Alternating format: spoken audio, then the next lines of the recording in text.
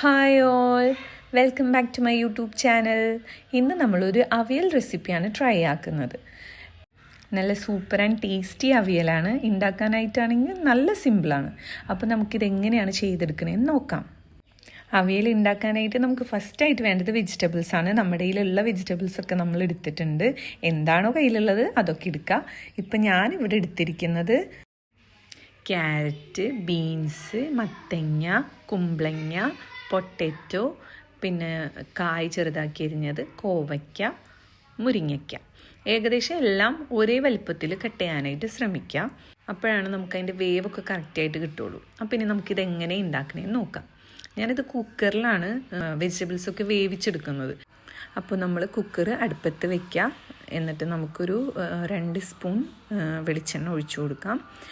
വെളിച്ചെണ്ണ ഒഴിച്ച് കഴിഞ്ഞിട്ട് നമുക്ക് അതിലേക്ക് വെജിറ്റബിൾസൊക്കെ ഇട്ട് കൊടുക്കാം.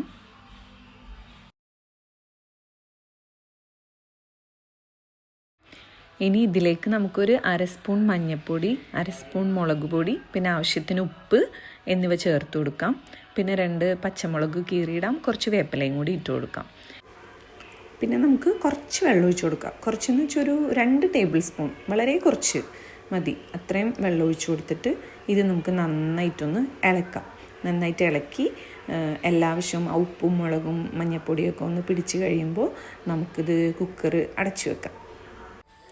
ഇനി കറക്റ്റ് ഒരു വിസിൽ വരണ വരെ നമുക്ക് വെയിറ്റ് ചെയ്യാം. അതവിടെ ഇരുന്ന് വേവട്ടെ. ആ ടൈമിൽ നമുക്ക് കുറച്ച് തേങ്ങ, കുറച്ച് ചുവന്നുള്ളി, 2 അല്ലി വെളുത്തുള്ളി, കുറച്ച് ചെറിയ ജീരകം, ഇത്രയും സാധനം എടുത്തിട്ട് നമുക്കൊന്ന് മിക്സിയിലിട്ടിട്ടൊന്ന് ഒതുക്കിയെടുക്കാം. എന്നിട്ട് നമുക്കത് മാറ്റി വെക്കാം. അപ്പോൾ അതേ നമ്മുടെ കുക്കർ വിസിലടിക്കാൻ റെഡിയായി നിൽക്കുകയാണ്. ഇനി നമുക്ക് ആ വെയിറ്റ് ഒന്ന് പൊക്കി കൊടുത്ത് അതിൻ്റെ ഫുൾ ആവിയും കളയാം.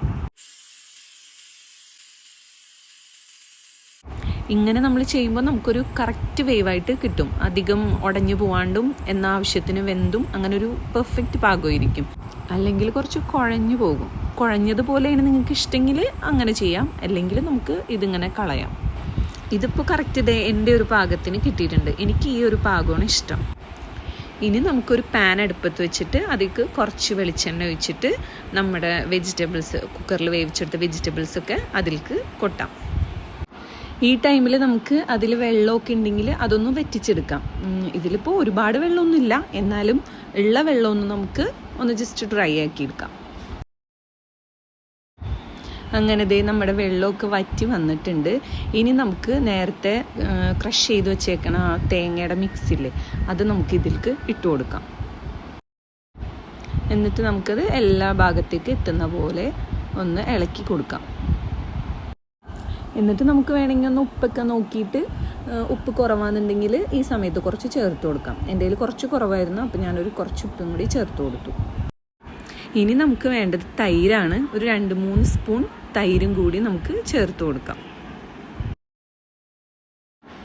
അതും കൂടി ചേർത്ത് ഒന്ന് ഇളക്കിയ ശേഷം നമുക്ക് പെട്ടെന്ന് തന്നെ ഫ്ലെയിം ഓഫ് ചെയ്ത് കൊടുക്കാം. അങ്ങനെ നമ്മുടെ അവിയൽ ഇപ്പോൾ ഓൾമോസ്റ്റ് റെഡി ആയിട്ടുണ്ട്. ഇനി നമുക്ക് കുറച്ച് കറിവേപ്പിലയും കൂടി ഇട്ടിട്ട് ഗ്യാസ് ഓഫ് ചെയ്ത് കൊടുക്കാം. അത് കഴിഞ്ഞിട്ട് ലാസ്റ്റായിട്ട് നമുക്ക് കുറച്ച് പച്ച വെളിച്ചെണ്ണയും കൂടി മുകളിൽ തൂവി കൊടുക്കാം. അങ്ങനെ നമ്മുടെ സൂപ്പർ ആൻഡ് ടേസ്റ്റി അവിയൽ ഇവിടെ റെഡി ആയിട്ടുണ്ട്. അപ്പോൾ എല്ലാവരും ഇതൊന്ന് ട്രൈ ആക്കി നോക്ക്. നല്ല ടേസ്റ്റാണ്. എന്നിട്ട് ഫീഡ്ബാക്ക് അറിയിക്കണേ. പിന്നെ എൻ്റെ ചാനൽ ആദ്യമായിട്ട് കാണാമെന്നുണ്ടെങ്കിൽ ഒന്ന് സബ്സ്ക്രൈബ് ചെയ്ത് സപ്പോർട്ട് ചെയ്യണേ. Thanks for watching.